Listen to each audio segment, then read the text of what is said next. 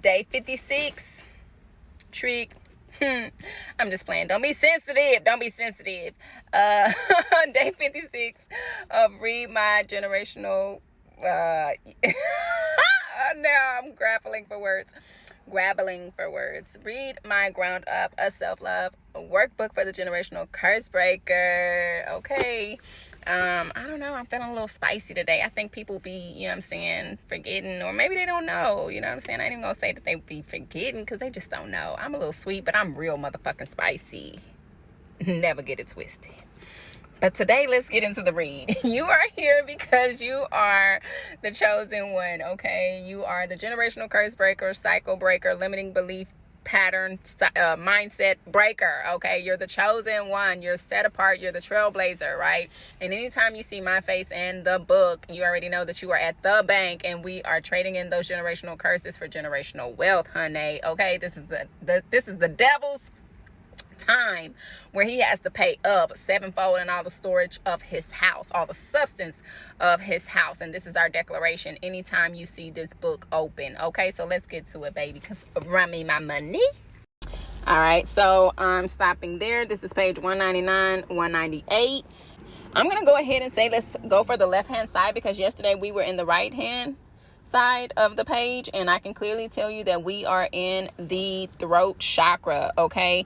And yeah, so let's take the first chapter here, and it's not a chapter, first paragraph, and I will include the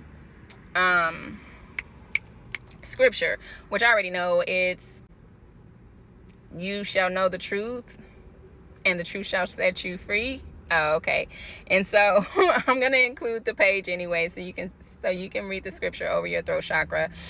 Today I did share a lot of truths, and I'm just feeling very liberated, very free in doing so. And maybe perhaps this is your sign, your confirmation that, you know what I'm saying, if you were speaking your truth today, you did a lot of that, you know, you were breaking chains, baby. You were breaking some cycles, you were breaking some patterns, you were breaking some limiting belief systems, and you were calling out false prophets while you were doing it, okay? So I love that for you. I love that for me. I love that for us. Okay, so let's go ahead, read this. If this resonates with you, definitely like this video, save it, and follow, because we're on day 56. Also too, you can click the link in my bio and grab yours so we can do the work together. But I highly suggest taking a screenshot, you know what I'm saying, or just saving the video for you to read on your own. Okay, so yeah, let's get to it. There it is. When we believe what we speak, we manifest it. Manifest merely means something becomes apparent to the naked eye and to bring forth. We give it life. It has form and we can see it. It's the same concept as birth. Before there can be form, the creation must have a heartbeat. Thankfully, God provides the heartbeat, but we must breathe life into it. In this case, belief and life are synonymous. The more we breathe life, belief, and what we'd hope to create, the heartbeat's volume intensifies and form and structure follow.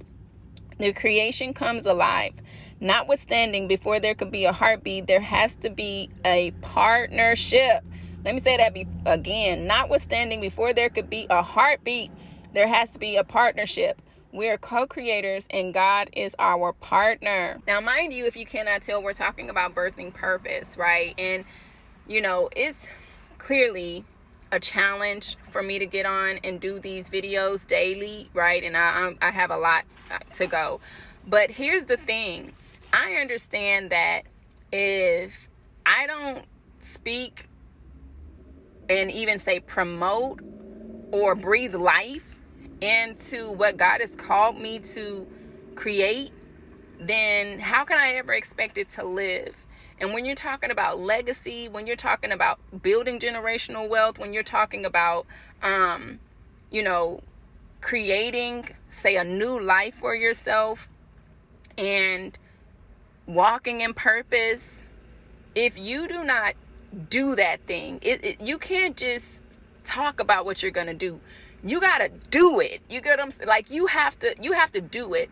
And I feel like not only that, we can get used to the idea that other people are supposed to put us on.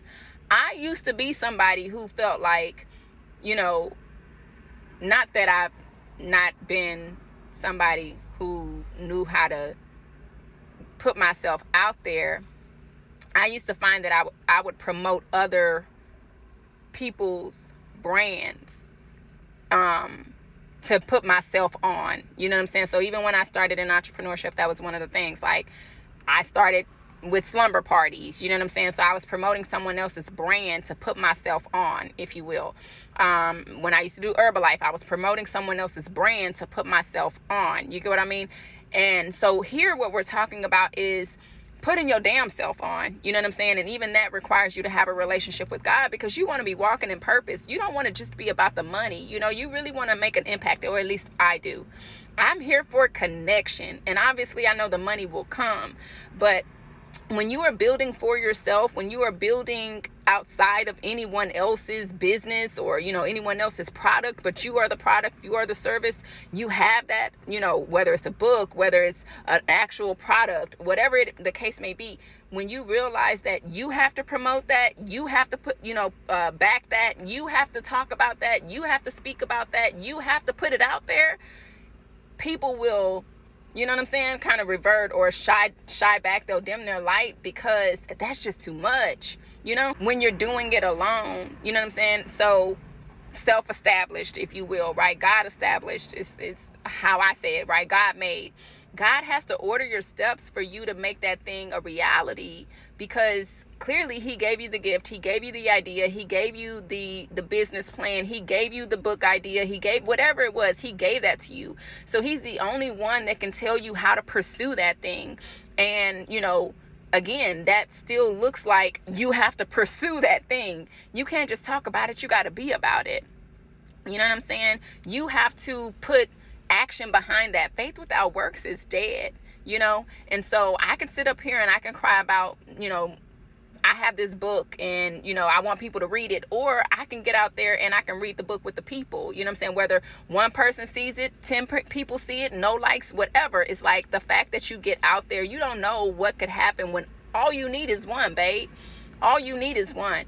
And so you have to believe in yourself enough to put yourself out there. You have to believe in yourself enough to put yourself on, if you will. And even that requires you to allow God to order your steps, to help you to pursue that thing, right? So it's your God-given purpose. It's your God-given talent. It's your God-given skill. It's your God-given gift. So allow God to guide your steps while you do that. But don't be afraid to bet on yourself. And I had to get over that hump. Because like I said, for a while, I was relying on other people's, you know, say product or service for me to be able to put myself on, you know, but you're the business, babe. It's you. So click the link, grab yours, and let's do this together. Okay? Mwah.